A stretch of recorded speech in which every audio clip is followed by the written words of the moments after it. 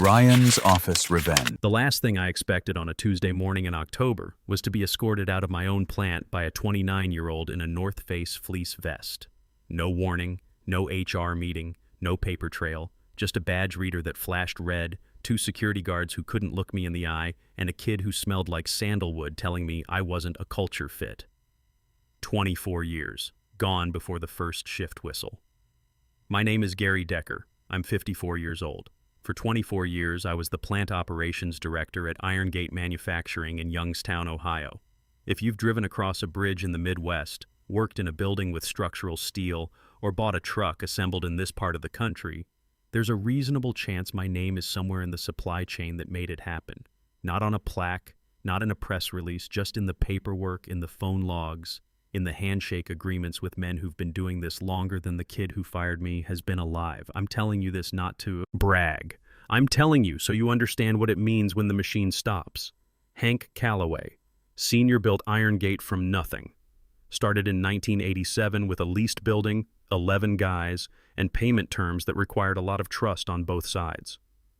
By the time I came on in 2001, it was a $400 million operation. 3 facilities, contracts with 6 state DOTs, and a reputation in the Rust Belt that meant something. Hank was 44 then. Tough, direct, knew the price of everything. We had a simple arrangement. I kept the floor running, he kept the checks clearing. That was it.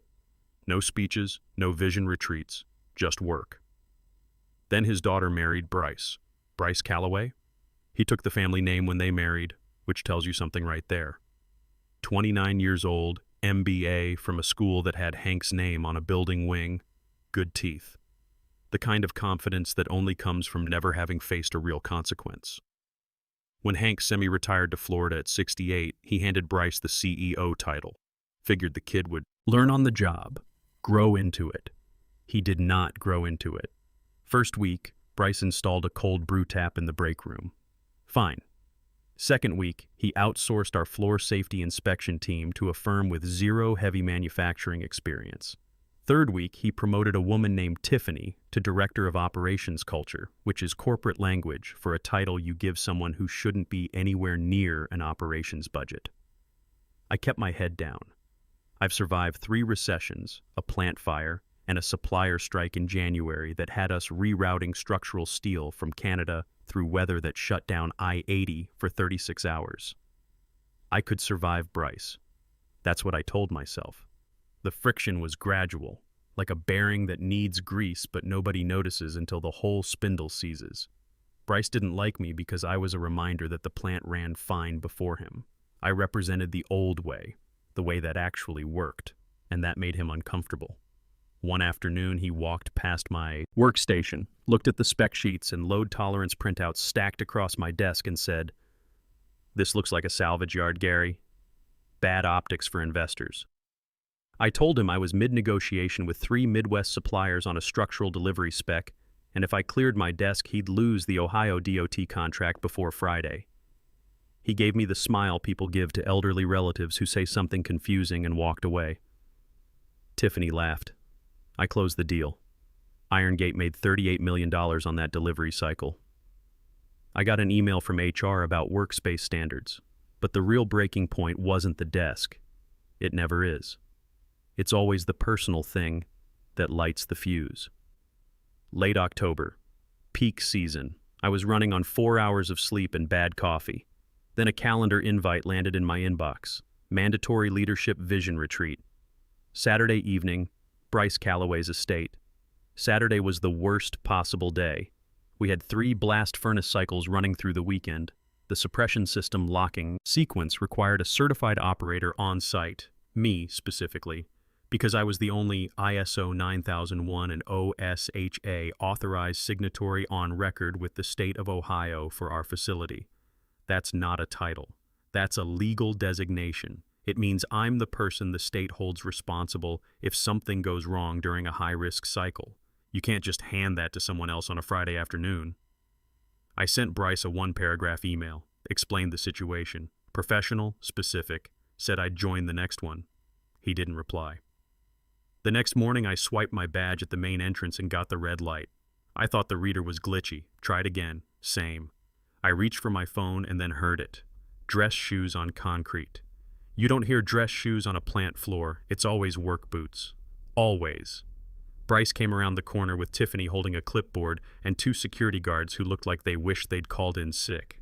"We're making structural changes," Bryce said. "Your approach doesn't align with where we're taking the company." I looked at him. "You're firing me. It's a culture decision." Tiffany said something about frequencies. I stopped listening after the second word. "Gary," I said, cutting Tiffany off, "I'm the only ISO 9001 and OSHA authorized signatory this plant has on record with the state of Ohio. That's not a job title. It's a legal certification. It means every safety audit, every supplier delivery approval, every hazmat clearance runs through my signature. If I leave, those don't transfer to the cloud. They don't transfer anywhere until the state certifies a replacement. That process takes 90 to 120 days minimum." Bryce smoothed his tie. "Everyone's replaceable, Gary. That's business 101. I reached into my pocket and set my badge in his palm. Didn't slam it. Didn't say another word about the certification.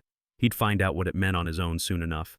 I grabbed my jacket off the back of my chair, grabbed the photo of Duke, my yellow lab, 8 years old, bad hips, still thinks he's a puppy, off my desk. And I walked out. The air outside smelled like diesel and cold Ohio morning. I sat in my 2018 F-150 for a few minutes without starting the engine. Just listened to the wind coming off the lot. My phone buzzed. "Renee, they did it?" she said. "Yeah." A pause. "Did they offer severance?" "Didn't get that far." Another pause. Longer. "Come home when you're ready. I'll put coffee on." That was it. No drama. She'd seen this coming for 2 years. Renee Decker is smarter than me about people. Always has been. She knew what Bryce was the first time she heard me describe him at the dinner table. I was the one who kept thinking I could outlast it. I didn't go home yet. I drove to the Iron Kettle, a diner on Route 11 where the truckers eat because the coffee is honest and nobody asks questions. Corner booth. Donna poured without me asking. I opened my laptop and pulled up my personal Gmail, the address I'd given to every supplier rep, every union steward, and every state safety inspector I'd worked with over 24 years. I always told them the same thing. If the building burns down, use this address. Well, the match was lit. Here's the thing about ISO 9001 and OSHA signatory authority that most people outside heavy manufacturing don't know.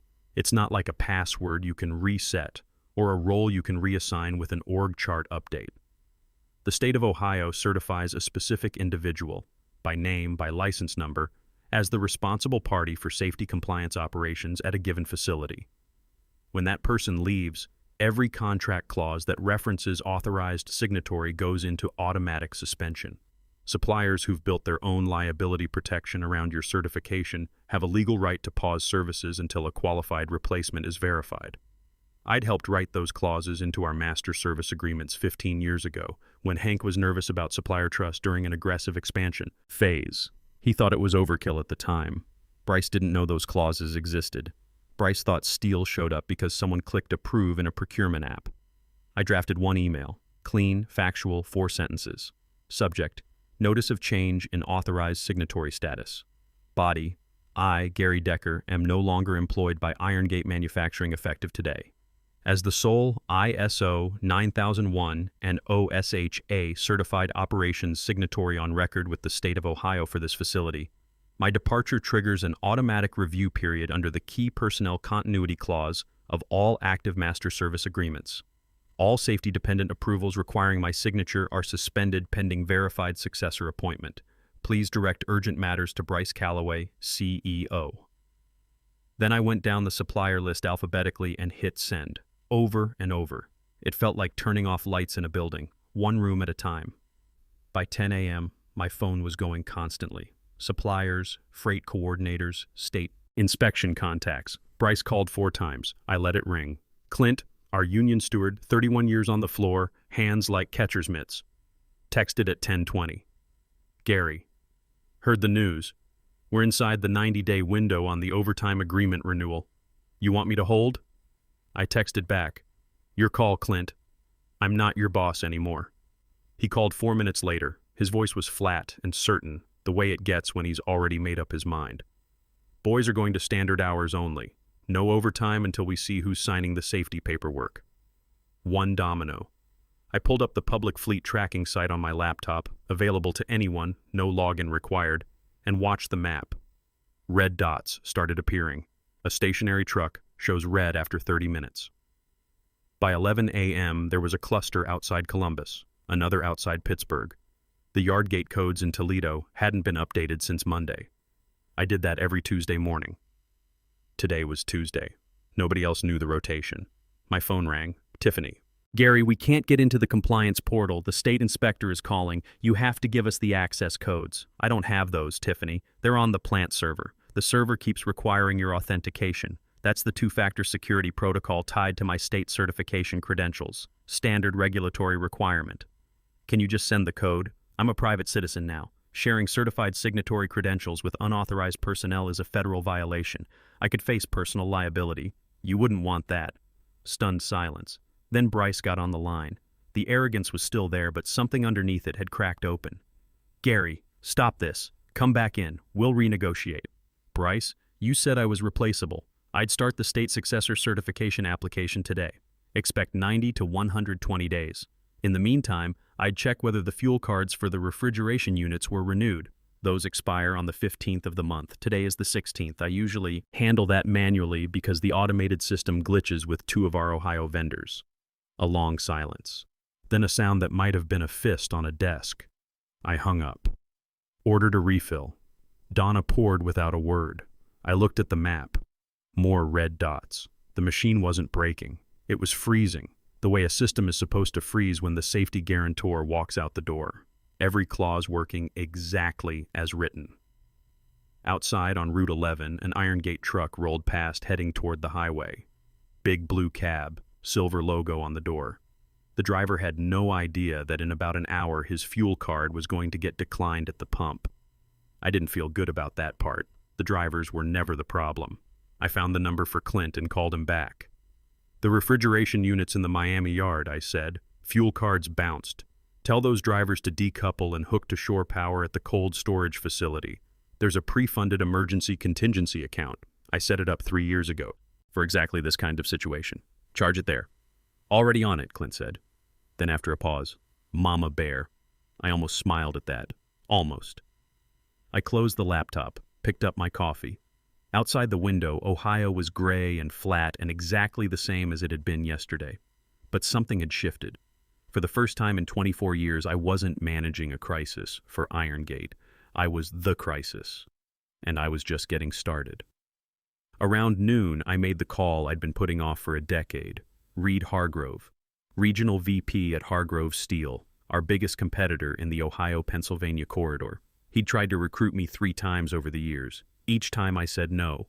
Loyalty to Hank, loyalty to the floor, loyalty to 300 men who showed up every morning because the place worked and they knew it worked because someone like me was making sure it did. Loyalty is a two-way street. Bryce had just paved over my lane. Reed picked up on the second ring. No assistant. That's what I always respected about him. I heard, he said. Just that. I'm free, I told him. How free? Sitting in a diner on Route 11. Personal laptop. 24 years of supplier relationships in my personal contact list. 12 certified steel vendors who just received a notice that Iron Gate's authorized signatory is gone. A short silence. The kind where someone is calculating fast. Stay there. A black Suburban pulled up to the Iron Kettle 45 minutes later. Donna watched me walk out with my beat-up bag and raised both eyebrows. Different kind of Tuesday, Gary. Different kind of everything, Donna. Lunch with Reed was efficient. We'd known each other long enough that neither of us needed to perform. I told him what I wanted. My own division. Full authority on floor level and supplier decisions. No middle management between me and him. And the ability to protect the people who'd always done right by me. He said yes before the food arrived. We shook hands across a table that cost more than my first truck, and that was that. While we were still eating, my phone lit up with a DOT alert. An Iron Gate vehicle on I-76 had jackknifed. Hazardous materials spill. EPA and DOT both responding. I called Clint immediately. Was it one of our guys? No. His voice was different, heavier. Kid off a gig app.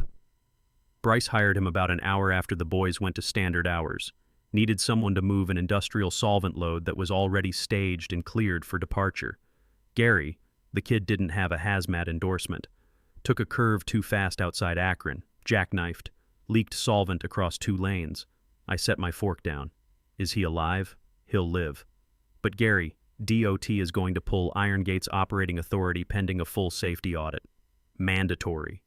When they find out the certified signatory left this morning and an uncertified driver was moving hazmat loads the same afternoon, that's not a fine. That's a federal investigation. I looked at Reed across the table. He saw my face and waited. Bryce hired a non-certified contractor to move. A hazmat load, I said. There's been an accident on I-76. DOT is shutting them down. Reed put his water glass down slowly. The driver? Alive. But the plant is done for the foreseeable future. He nodded once. Sign the contract tonight. I told him I needed an hour first. There were people I had to take care of before I took care of myself. For the next 3 hours, sitting in Reed's conference room with a view of a city I'd spent 24 years serving from a cubicle, I worked the phones, supplier by supplier, authorization code by authorization code. I moved Iron Gate's active vendor network to Hargrove, not because I was settling a score, but because those suppliers needed a certified host or their own operations would stall. They came because they trusted me, not the logo on the building. Me. Gail from Iron Gate Payroll texted around 4 p.m. Gary, DOT is in the building. They seized the servers. Bryce is in his office with the door locked. Levi Banks, the company lawyer, is in the parking lot on the phone. And Gary, Hank Sr., is on a plane back from Florida. I checked the flight tracker I still had active from years of coordinating logistics around Hank's travel. Gulfstream G450, landing at Youngstown Warren Regional in 2 hours and 20 minutes. I signed the contract with Reed, shook his hand again, and drove to the airfield. I parked near the gate and waited. The sky had gone that bruised purple that Ohio does in late October, the kind that means the temperature is dropping fast and won't stop. I sat in the truck with the engine off and watched the runway lights flicker on. The Gulfstream came in low and landed hard. Hank always told his pilots to land like they meant it. He was 68 now, but he still moved down the stairs like a man with somewhere important to be. He had his phone to his ear before he hit the tarmac. Then he looked around for his car. No car. His driver was one of the positions Bryce had quietly eliminated in the 3rd round of operational efficiency cuts 2 months ago. He saw my F-150 parked by the gate. He walked over. The look on his face was not a good one. "You," he said. "Get in, Hank. I'm the only ride you've got." He stood there for a moment in the wind, coat flapping, phone still in his hand showing him numbers he didn't want to see. Then he pulled the door open and got in. I pulled out of the airfield and onto the access road. Neither of us said anything for the first mile. The heater was running. The radio was off. Outside, the flat Ohio landscape scrolled past in the dark. "How bad?" he said finally. "DOT has grounded the fleet pending a full safety audit. EPA is working a chemical spill on I-76 that Bryce caused by moving a hazmat load with an uncertified gig driver 4 hours after I walked out the door. 1 man is in the hospital. Levi Banks is in your parking lot because he can't get into the building." Hank's jaw moved, but he didn't say anything. "And I've moved 60% of your active supplier volume to Hargrove, effective today, because if I didn't give those vendors a certified host by end of business, their own operations would have stalled by morning." More silence, then quieter. "The pension fund." I glanced at him. He kept his eyes on the windshield. "Bryce moved money. I found out on the plane. The board has been trying to reach me for 6 hours. He paused. "It's the driver's fund, Gary." I pulled over on the shoulder and put it in park. The driver's fund. The retirement money for men who'd worked that floor for 20, 25, 30 years. Men like the guys Clint represented. Men who drove through January blizzards and never once asked for more than what was in the contract. I sat there with the engine idling and the hazard lights ticking.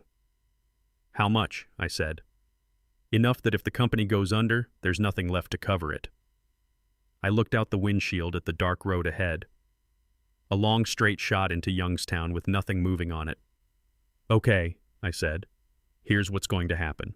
You're going to sell Iron Gate to Hargrove," I said. "Tonight, $1. Hargrove assumes the assets, the facilities, the fleet, and the pension fund liability. The drivers get their retirement. You walk away clean. Bryce answers for what he did on his own. Hank turned and looked at me for the first time since he got in the truck.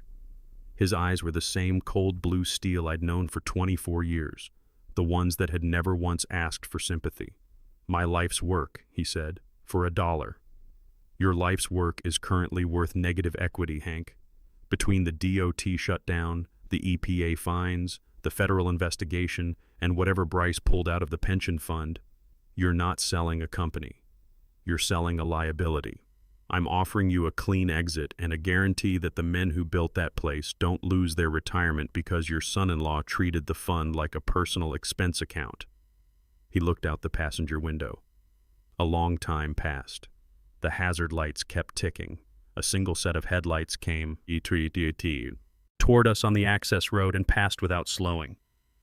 "Do it," he said. I called Reed from the shoulder of that road with Hank sitting next to me. "Change of plans," I said when he picked up.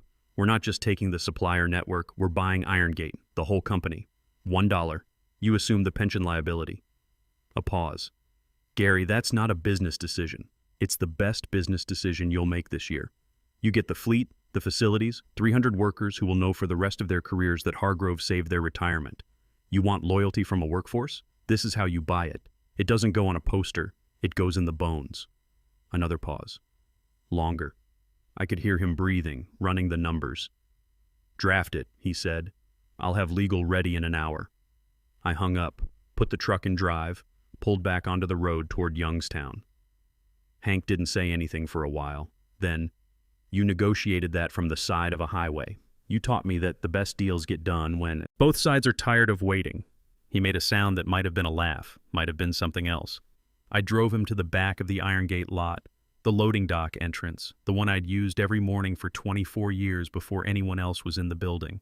He got out slowly, stood there for a moment looking up at the facility, the lights still on in the upper floors where Levi Banks was probably on his 4th phone call of the hour. "You were the best I ever had," Hank said. He wasn't looking at me when he said it. He was looking at the building. "I know," I said. "That's why it cost you so much to lose me." He nodded once, closed the door, walked toward the entrance without looking back. An old man returning to a building that had already changed hands. I sat there for a moment watching him go. 24 years of my life in that facility. Every early morning, every crisis, every winter storm reroute and supplier negotiation and safety audit. All of it had led to this, a Tuesday night in October, sitting in my truck at the loading dock, watching the founder walk back into a company that was no longer his. Then I put it in reverse and drove to Reed's office to sign the final papers. The acquisition closed at 11:40 p.m. 50 pages of legal documentation, 3 lawyers, and 1 cup of bad conference room coffee. When it was done, Reed poured 2 glasses of something expensive and slid one across the table. "Welcome to Hargrove," he said. "I was already here," I said. "Catch up." 3 weeks later, I have a corner office with a glass wall that looks out over the yard. I can see the cranes from my desk. Some of the equipment still has the Irongate markings under a fresh coat of Hargrove paint. We're calling it the acquisition of the year in the regional trade press. I don't read the articles. The drivers kept their pensions. Every single one. Clint sent a flower arrangement that took 2 guys to carry through the door. The card said, "We roll when you say roll."